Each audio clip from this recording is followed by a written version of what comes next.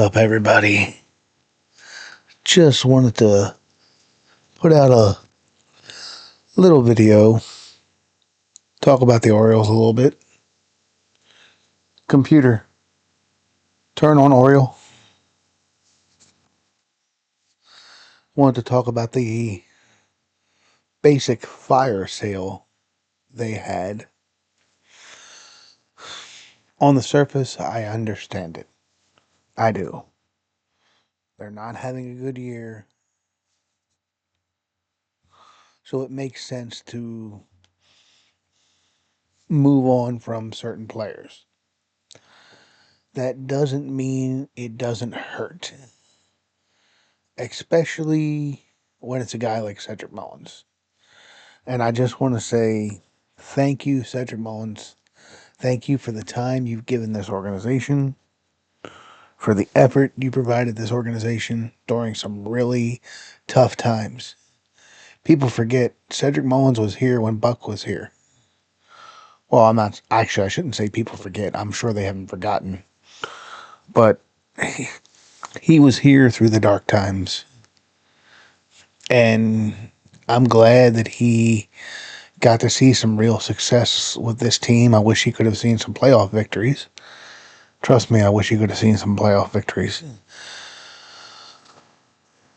But he's off to the Mets. I wish him well in New York. Obviously, also got rid of Ryan O'Hearn. We got rid of Ramón Laureano. We basically gutted the bullpen. Basically, if it wasn't nailed down, the Orioles sold it off. I am extremely surprised that Sagano is still an Oriole.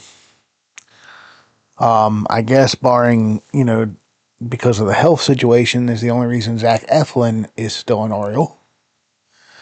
But it'll be interesting to see, and I will love to see what Mike Elias does this offseason, since he guaranteed we would be competitive in 2026.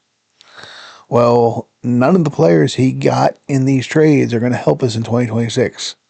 The only way they help us in 2026 is if he takes some of those prospects and spins them off for proven major league players.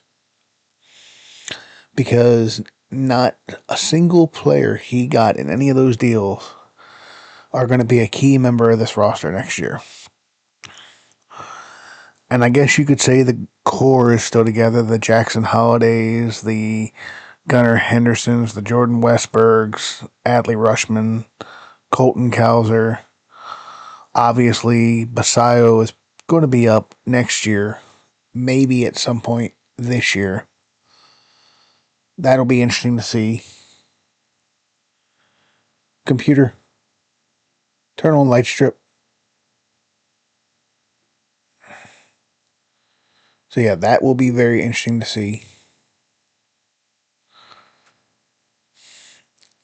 But this is more about, saying thank you to Cedric Mullins. Saying thank you to Ryan O'Hearn. Ryan O'Hearn, who, let's face it, could have very easily been out of the league when Kansas City just got rid of him. But he came here and he showed all you need is opportunity, and you can take that opportunity and make a career for yourself. So hats off to Ryan O'Hearn, putting in the effort, putting in the work. Very happy to see all of his success. I wish him nothing but the best in San Diego. I wish Ramón Laureano nothing but the best in San Diego. Charlie Morton, I got to tell you, the way you started the year versus the way you've been the last month and a half, almost 2 months, I got to give you your flowers. You are what I've always thought you to be.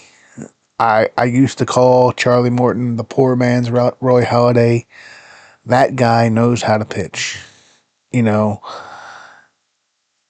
lesser pitcher would have cracked from the pressure of what he went through early in the year. He did not. So my hat's off to him. I wish Dominguez well. I wish Soto well. But I don't know if we're going to be competitive in 2026. I hope we will be. I'll be cheering from afar for Cedric Mullins, for Ryan O'Hearn, for Ramón Laureano. But I got to tell you guys, this teardown, while it wasn't near as bad as what the Twins went through, is the perfect example of why I don't buy jerseys anymore. Because the days of the Cal Ripkens, the Tony Gwynns, they're done. There's no loyalty in the front office. There's no loyalty in the players. Players just don't stay on teams anymore. But at any rate, thank you, Cedric. Thank you, Ryan. Thank you, Ramon. Thank you, Charlie. Thank you, Soto. Thank you, Domínguez. And that's really all I wanted to say. See you all next time.